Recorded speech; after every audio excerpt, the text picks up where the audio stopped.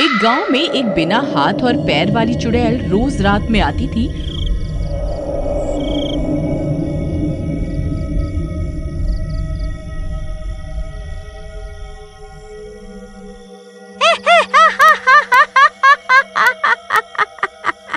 और एक औरत को अपने मुंह में दबा कर ले जाती थी। हर रोज एक ना एक औरत गायब होती जा रही थी, पर ये सब कौन कर रहा था, ये किसी को समझ नहीं आ रहा था। अरे भाई, तुम्हें पता है परसों रात को हरिया की पत्नी गायब हो गई। अपनी अपनी पत्नियों को संभाल कर रखना। हाँ भाई, सही बात है।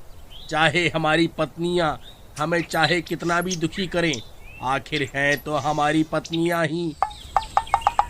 पर एक बात समझ नहीं आई, ये हरिया की पत्नी कहाँ गायब हो गई।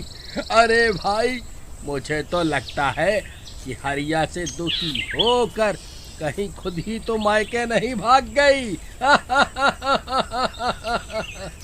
हो, तभी तो कभी कभी अपनी पत्नियों की सेवा भी कर देनी चाहिए, जिंदगी में शांति बनी रहती है। फिर वे दोनों अपने घर चले जाते हैं। अरे ओ निर्मला, जरा मिठाई तो खिला दो। अरे, आपको मिठाई खाने से मना किया है ना डॉक्टर ने। इतनी मिठाई खाओगे तो जानते हो ना क्या होगा। अरे क्या होगा, मिठाई खत्म हो जाएगी और क्या। आपको तो जब देखो मजाक सूझता रहता है। आपको पता है बेचारा हरिया बहुत परेशान है। उसने अपनी पत्नी को कहां कहां नहीं ढूंढा, पर उसका कोई पता नहीं चला। फिर रात हो जाती है और डरावनी डरावनी आवाजें आने लगती हैं।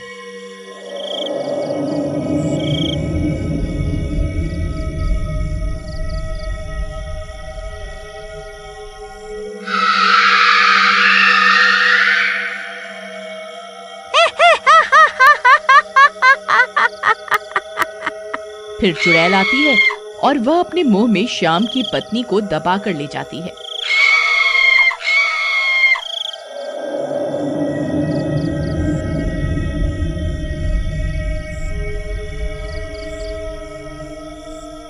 अगली सुबह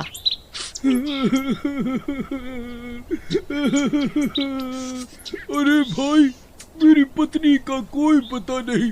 रात में तो मेरे साथ ही सोई थी, पर सुबह देखा तो वो घर पर थी ही नहीं। मैंने उसे हर जगह ढूंढ लिया। अरे भाई, तूने रात में भाभी के पैर वैर नहीं दबाए थे क्या?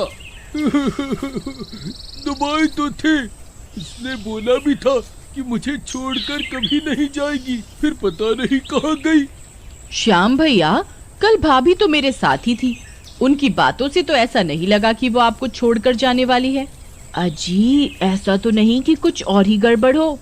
अरे साफ साफ बोलो ना। मतलब आज रात को अगर हम पहरा दें तो पता लगाया जा सकता है कि आखिर माजरा क्या है। फिर हरिया और श्याम गणपत के घर पर ही रुक जाते हैं और घर की खिड़कियों पर छुपकर पहरा देने लगते हैं। फिर आधी रात होने पर, अजी देखिए, वो क्या है।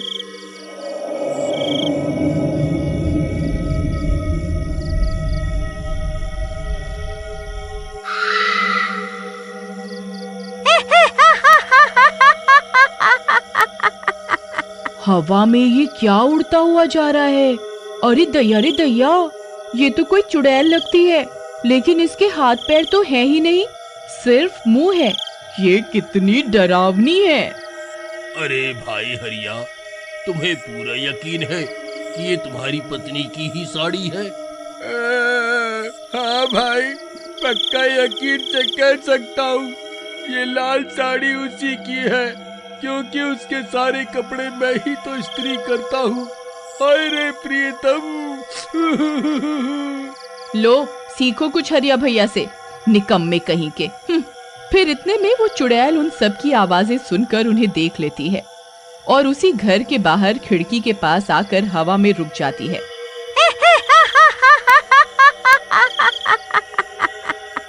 वाह, इतना सारा शिकार, आज तो मजा ही आ गया। आओ राजा जी, बाहर आओ। और ये क्या, यहाँ तो एक औरत भी है। तुम सब के सब बाहर निकलो और ये औरत मुझे दे दो।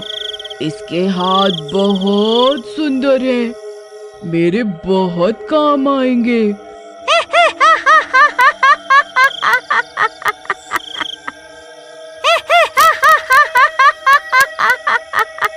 अच्छा, अभी रुक, तुझे अभी बताती हूँ। फिर निर्मला एक मशाल को जलाती है और खिड़की से बाहर की ओर उस चुड़ैल के सामने कर देती है। ले आ, अब डाल बुरी नजर मेरे पति पर। ये सिर्फ मेरे राजा जी हैं, तेरे नहीं। चल जा यहाँ से, नहीं तो इसी आग से तुझे जला दूंगी। अरे अरे अरे ओ पागल औरत, ये क्या कर रही है? फिर वो चुड़ैल वहाँ से चली जाती है।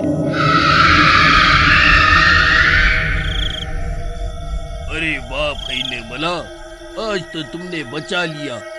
ये कितनी खतरनाक थी, तुम तो बड़ी साहसी निकली। लेकिन हमारे गांव में चुड़ैल कहाँ से आ गई? इसका मतलब गांव की औरतों को इसी ने गायब किया है। हाँ, लेकिन अब हमें बहुत चौकन्ना रहना होगा और ये पता लगाना होगा कि ये लोगों को उठाकर कहाँ ले जाती है। फिर अगली सुबह सब गांव वालों को पता लग जाता है कि गांव में चुड़ैल का साया है और वो लोगों को उठाकर ले जाती है। वे सब बहुत डर जाती हैं। हे भगवान, ये चुड़ैल मेरी पत्नी को भी उठा कर ले गई। फिर सब लोग वहाँ जमा हो जाते हैं। अरे भाई, क्या हुआ? अरे देखो ना भाई, कल चुड़ैल आई और मेरी आंखों के सामने ही मेरी पत्नी को मुंह में दबा कर ले गई। अब क्या करें? इसका कोई ना कोई उपाय तो निकालना ही होगा।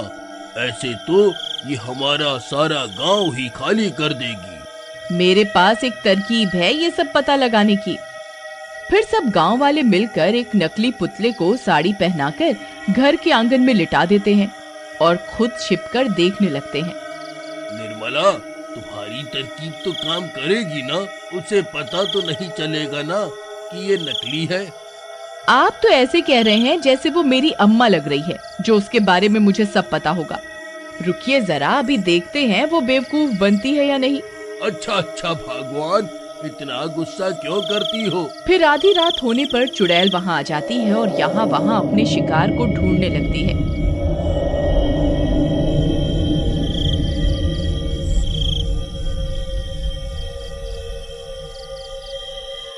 तभी उसकी नजर वहाँ रखे पुतले पर पड़ती है। अरे वाह, आज तो मुझे अपना शिकार ढूंढना ही नहीं पड़ा। ये तो खुद ही मरने के लिए बाहर सो रही है। फिर जैसे ही वो चुड़ैल उसे मुंह से दबाकर उठा ले जाती है, वैसे ही गांव वाले छिप छिप कर उसका पीछा करते हैं। सब लोग हाथों में मशाल ले लेते हैं। अरे देखो, वो चुड़ैल तो घने जंगल की तरफ गई है। निर्मला, मुझे डर लग रहा है। अगर चुड़ैल मुझे पकड़ने आई तो उस दिन की तरह तुम मुझे बचा लेना। अपनी मशाल तो साथ लाई हो ना? जी हाँ, लाई हूँ, आपको कुछ नहीं होने दूंगी। आपके पास भी तो मशाल है ना? हाँ, रख तो ली है और एक डंडा भी, पर मारेगा कौन? ऐसे समय पर भी मजाक। चलिए, नहीं तो ये आपकी चुड़ैल रानी आगे निकल जाएगी राजा जी। फिर चुड़ैल घने और डरावने जंगल में आगे और आगे बढ़ती जाती है।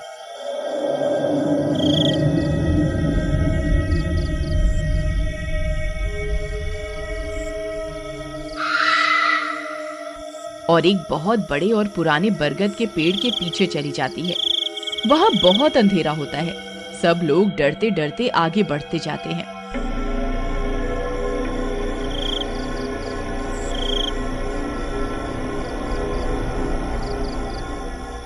और वहां का नजारा देखकर उनके पैरों के नीचे से जमीन ही खिसक जाती है। वहां बरगद के पेड़ के नीचे बहुत बड़ा और डरावना राक्षस बैठा होता है।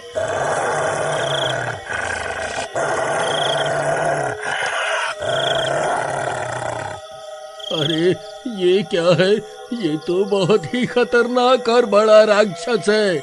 अब हम क्या करेंगे निर्मला? हम तो एक ही चुड़ैल समझ रहे थे। ये तो एक के साथ एक बड़ा राक्षस फ्री में ही मिल गया। अरे निर्मला, मर गया रे।